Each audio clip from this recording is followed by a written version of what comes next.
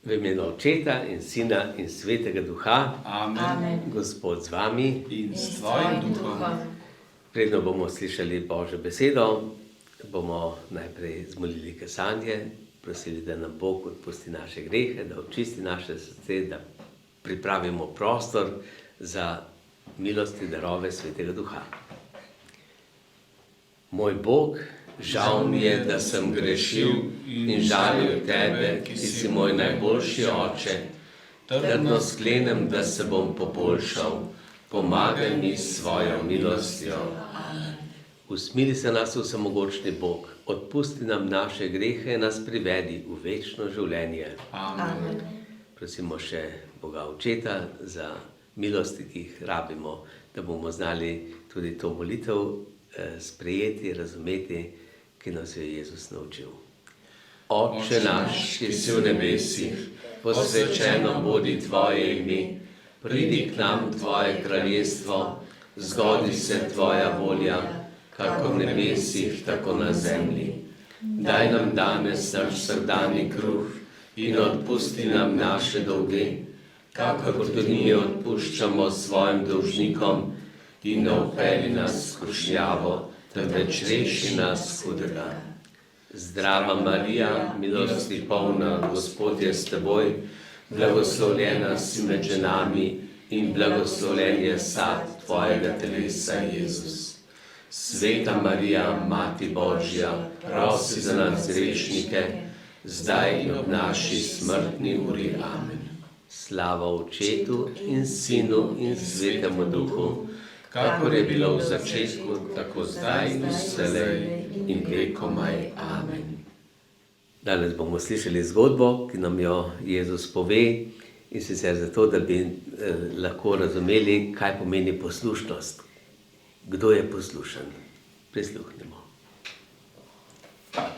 Jezus je prišel v Jeruzalem.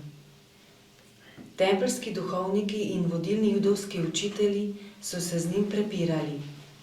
Prepričani so bili, da pripadajo Božjemu izvoljenemu ljudstvu.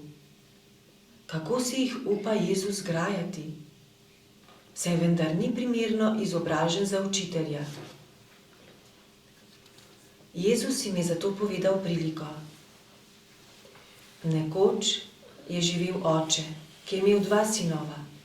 Nekega dne je rekel starejšemu: pojdi danes delat v moj vinograd. Ne grem, je odgovoril starejši sin. Toda kasneje se je premislil in je šel vseeno očetu na pomoč. Medtem je oče srečal mlajšega sina in ga prosil, naj mu priskoči na pomoč v vinogradu. Seveda, moj gospod, je ta vljudno odgovoril, a ni šel. Svoje obljube ni držal. Kateri od teh dveh je izpolnil očetovo voljo?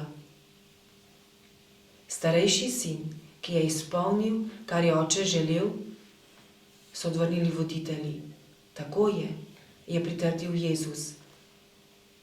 Enako se tudi cestninarji in vsi, ki jih vi prezirate, spreobračajo in začenjajo izpolnjevati Božje zapovedi.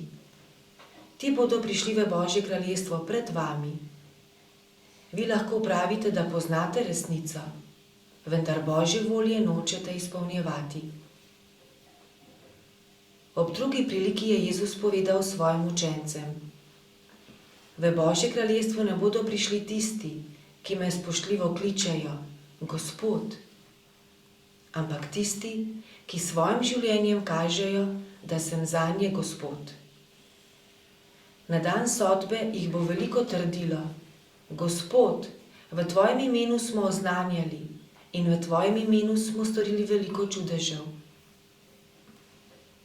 Vendar jim takrat porečem: ne poznam vas, pojdite proč izpred mene. Pomembno je, da ste me poslušali in izpolnjujete Božje zapovedi. Jezus je zbranim 12 prijateljem in učencem pojasnil: kdor me resnično ljubi, bo poslušal moj glas.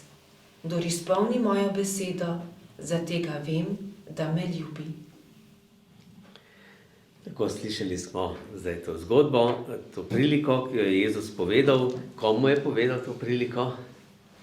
Učencem svojim. Učencem in predvsem tudi farizejem in pismoukom, ki jih je Jezus videl tam v templju.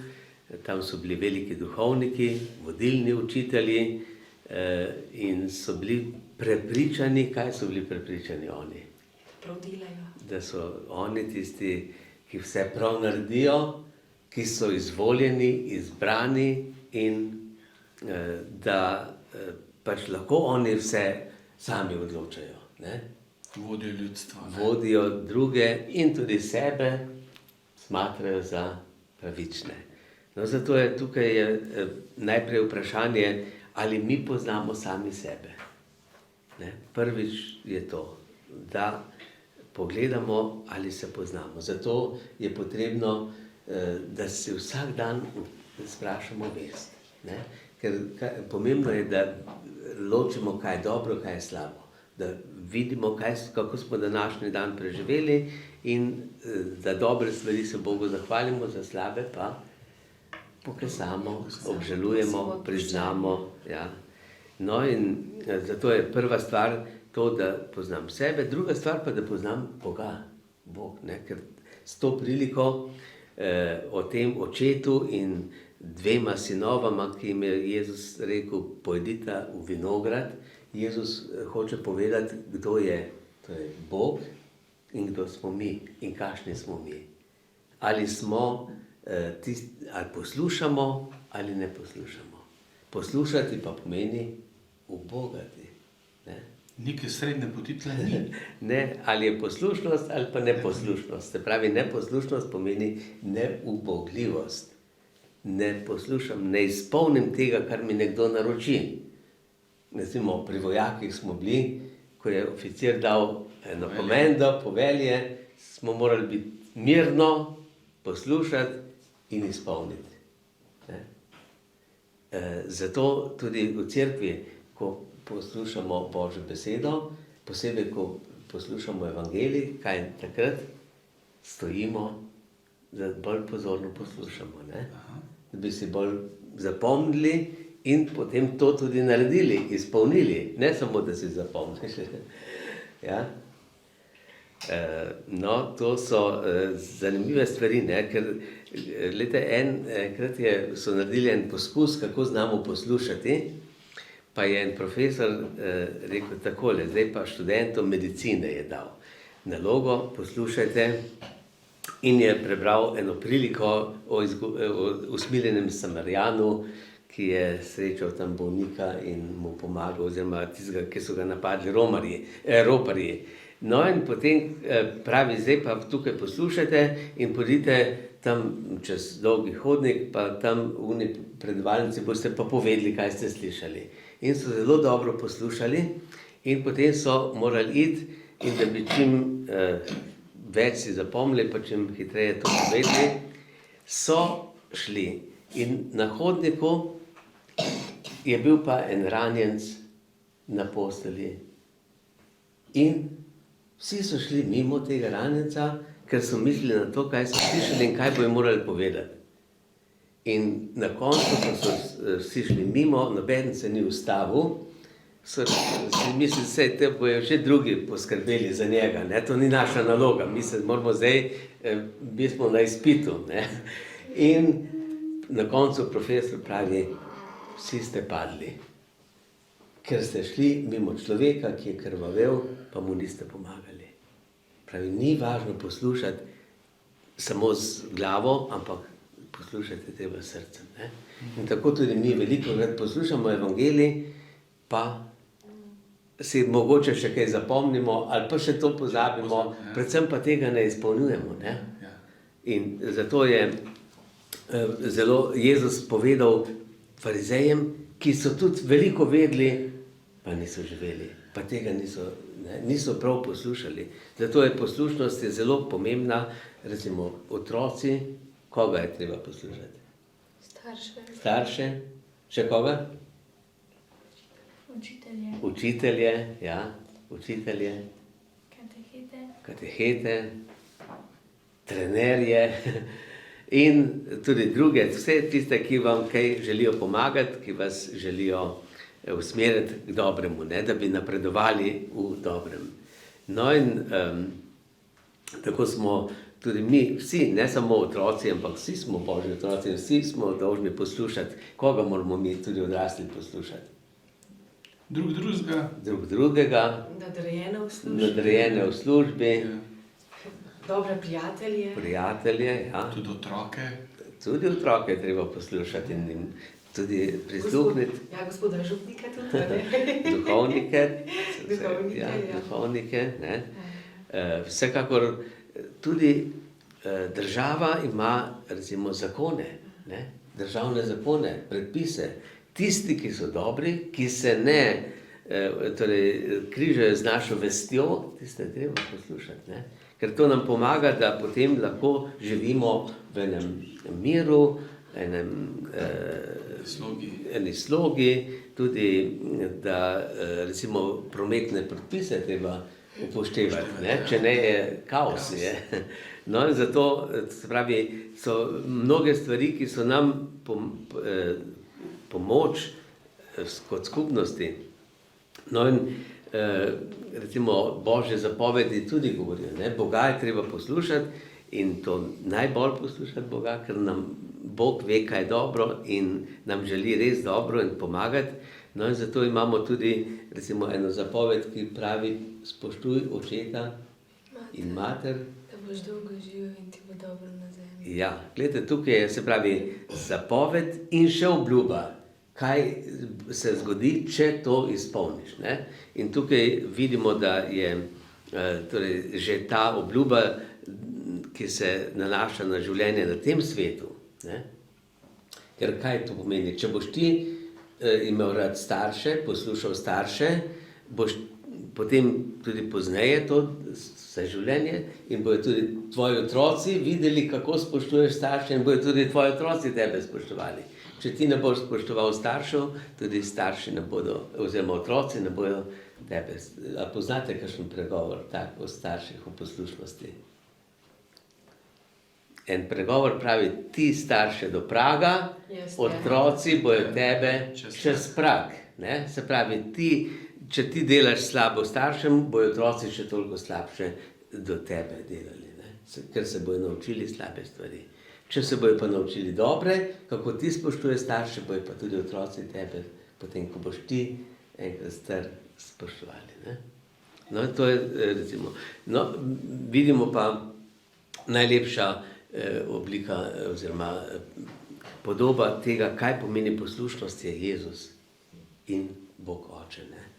Jezus, ki je bil pokoren do smrti na križu, in zato ga je Bog Oče poveličal in mu dal ime, ki je nad vsa imena. Mu je dal mesto na svoji desnici. Ne? Torej, to je tisto plačilo. Ne? Bog daje plačilo in vidimo, kako je Bog res velikodušen za tiste, ki kdor torej, posluša njega, dobi veliko nagrado. Že v tem življenju tukaj in tudi v večnosti. No, zato bomo zdaj zapeli še pesem Kraljevo znamenje križ stoji in se spomnili, kako je Jezus bil pokoren in kako smo tudi mi dolžni biti pokorni, poslušni nebeškemu očetu, Božjim zapovedim, pa tudi otroci staršem in vsi svojim nadrejenim, kolikor je le mogoče.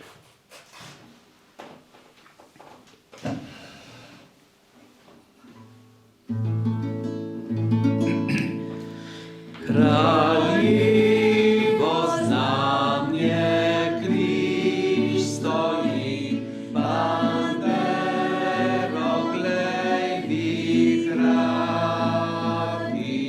na križu Jezus nas uči.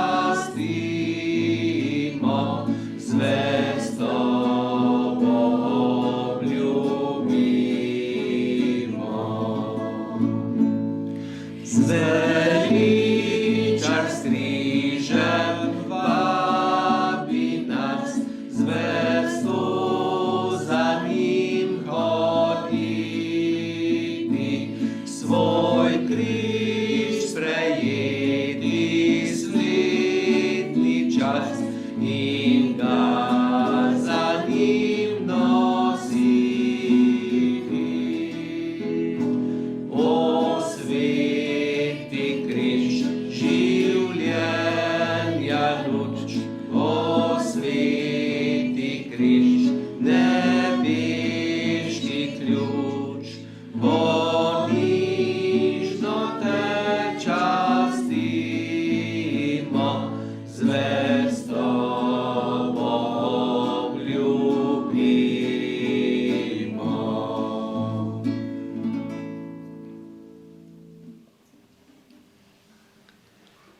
Sveti angel, varuh moj, bodi vedno ti z menoj, stoj mi noč in dan na strani, vsega hudega me brani. Prav prisrčno prosim te, varuj me in vodi me. Amen. Gospod z vami In s tvojim duhom. blagoslov vsemogočnega Boga, Očeta, Sina in Svetega Duha, naj pride nad vas, nad našo domovino in nad ves svet. Amen. Amen.